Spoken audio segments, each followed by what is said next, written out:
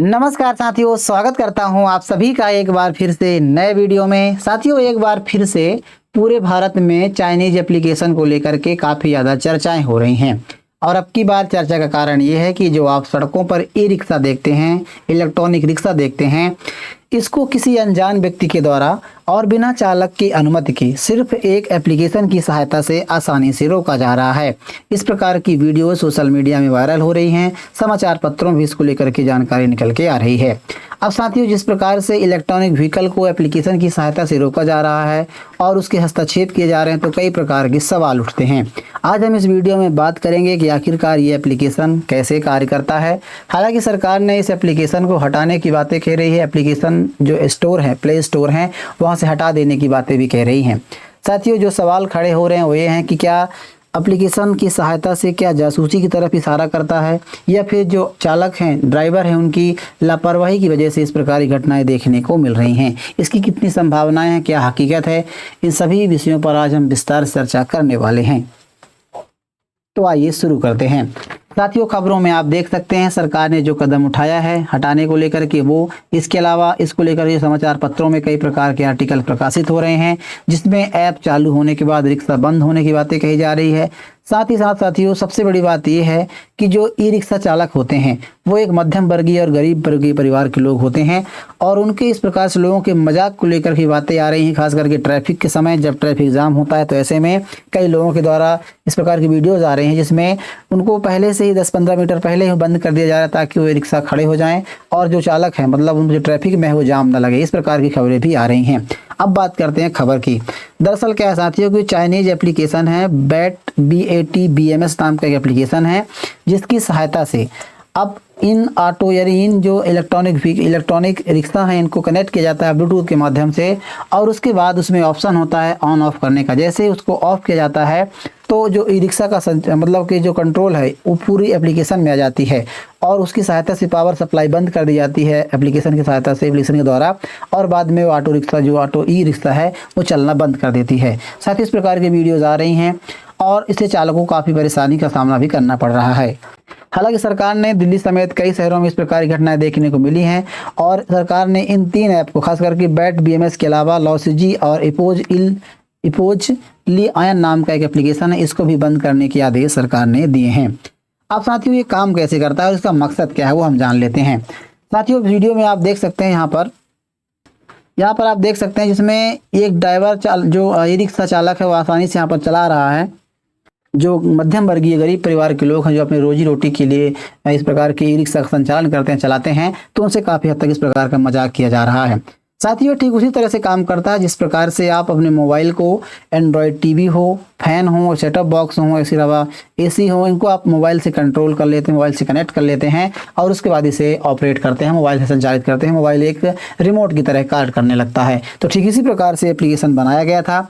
जब ये बनाया गया था तो इसका मकसद कुछ और था। इसको बता दें आपको कि जो BAT BMS कंपनी जो एप्लीकेशन है, इसको चीन के शेंजन प्रांत में जो शेंजन ग्रीन एनर्जी टेक्नोलॉजी है उसके द्वारा बनाया गया था। उसका मकसद ये था कि जो बैटरी का प्रबंधन है उपकरण के रूप में विकसित किया गया था, मतलब बैटरी की जानकारी के लिए ये एप्लीकेशन बनाया गया था कि जो उपयोग करने वाले हैं बैटरी की स्थिति निगरानी कर सकें, और जो लिथियम बैटरी की दूरी से प्रतिबंधन करने में, मतलब इसको इसी तरह से इनकी जानकारी के लिए बनाया गया था। अब सबसे बड़ी बात यह जो सवाल उठता है कि क्या ये सभी वाहनों, इलेक्ट्रिक वाहनों पर ये इस प्रकार का दिखा सकता है, इस पर घटनाएं हो सकती हैं? तो इसका जवाब है कि नहीं। दरअसल क्या है कि ये सिर्फ उन्हीं वाहनों पर असर डालता है जो कुछ खास शर्तों का पूरा करते हैं। यानी कि एक तरह से जैसे कि इनमें जो ब्लूटूथ सपोर्ट है वो करने वाली लिथियम आयन बैटरी लगी हो, मतलब उसमें ब्लूटूथ कनेक्ट करने का ऑप्शन हो। इसके अलावा ब्लूटूथ कनेक्शन को बिना पासवर्ड या फिर ओपन तरीके से छोड़ दिया गया हो, उन्हीं पर इस प्रकार का अटैक होता है। यानी कि जो लिथियम आयन बैटरी हो और वो ब्लूटूथ सपोर्ट करने वाली हो। दूसरी चीज़, जो ब्लूटूथ कनेक्शन है वो ओपन हो और उसको मतलब उसमें बिना पासवर्ड के छोड़ दिया। जैसे कि आप जानते हैं कि जो ब्लूटूथ कनेक्ट करने के लिए पासवर्ड की आवश्यकता होती है, तो जब उसे ओपन छोड़ देते हैं, कोई पासवर्ड नहीं होता है, तो इस प्रकार के जोखिम देखने को मिल सकते हैं। साथियों, कंपनी ने जब ये बनाया था तो उसका उद्देश्य ई रिक्शा खड़ा करना या फिर इस प्रकार के इस्तेमाल के लिए नहीं बनाया गया था। उसका मकसद ये था कि जो उद्देश्य सौर ऊर्जा उपकरणों को नावों या जहाज़ों को जो बैटरी लगी होती है, लगी लिथियम बैटरी होती है, उनकी सेहत पर नज़र रखना था। इन ऐप का डिस्चार्ज ऑफ ऑन फीचर लगा होता है, जो सुरक्षा के रखरखाव के लिहाज से दिया गया था, ताकि ज़रूरत पड़ने पर बैटरी जो ओनर होते हैं वो पावर कट कर सकें। लेकिन भारत में इसका इस्तेमाल ई रिक्शा की बैटरियों को रिमोटली बंद करने के लिए किया जा रहा है, तो ये काफ़ी दुर्भाग्यपूर्ण है।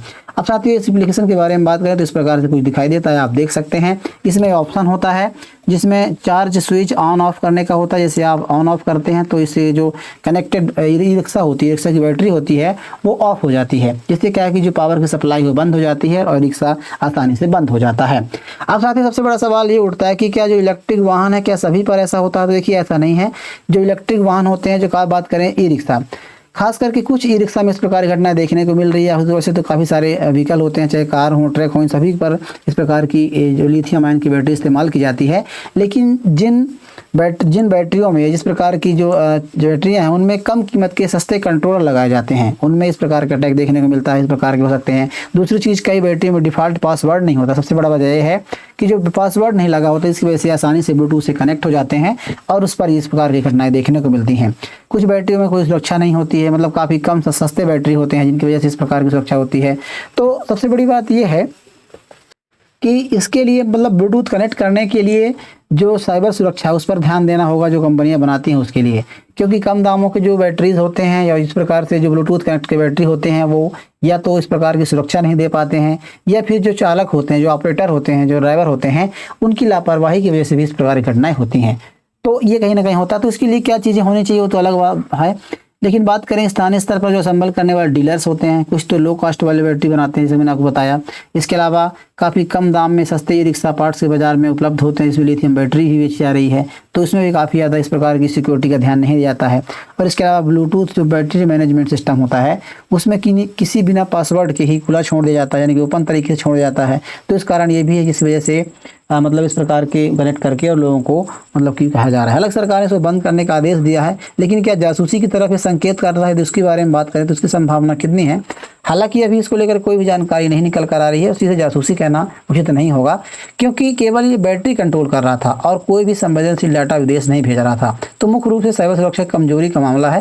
लेकिन बात करें तो इसमें जो यात्रा का रिकॉर्ड, यदि इस प्रकार कोई जांच यदि होती है कि लोकेशन ट्रैक किया जा रहा था, संपर्क सूची यानी किसी जानकारी की बातें कही जाती है, तो कहीं ना कहीं एक बार देखा जा सकता है। लेकिन फिलहाल सबसे बड़ी बात यह है कि लोग जो इस प्रकार से इस्तेमाल कर रहे हैं और लोगों की रोज़मर्रा को जीवन यापन करने वाले लोग हैं, गरीब वर्ग के लोग हैं, मध्यम वर्ग के लोग हैं, जो उसको संचालन करते हैं, उनसे इस प्रकार का मजाक करके कहीं ना कहीं एक बड़ा मतलब व्यवधान उत्पन्न किया जा रहा है।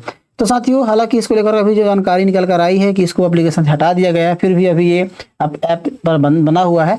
आप इसके बारे में क्या सोचते हैं जरूर हमें बताइए। जानकारी कैसी लगी वीडियो में लिखिएगा। वीडियो पसंद आया तो वीडियो को लाइक कीजिए, चैनल को जरूर सब्सक्राइब कर लीजिएगा। मिलते हैं किसी ऐसे नए वीडियो में, तब तक के लिए नमस्कार।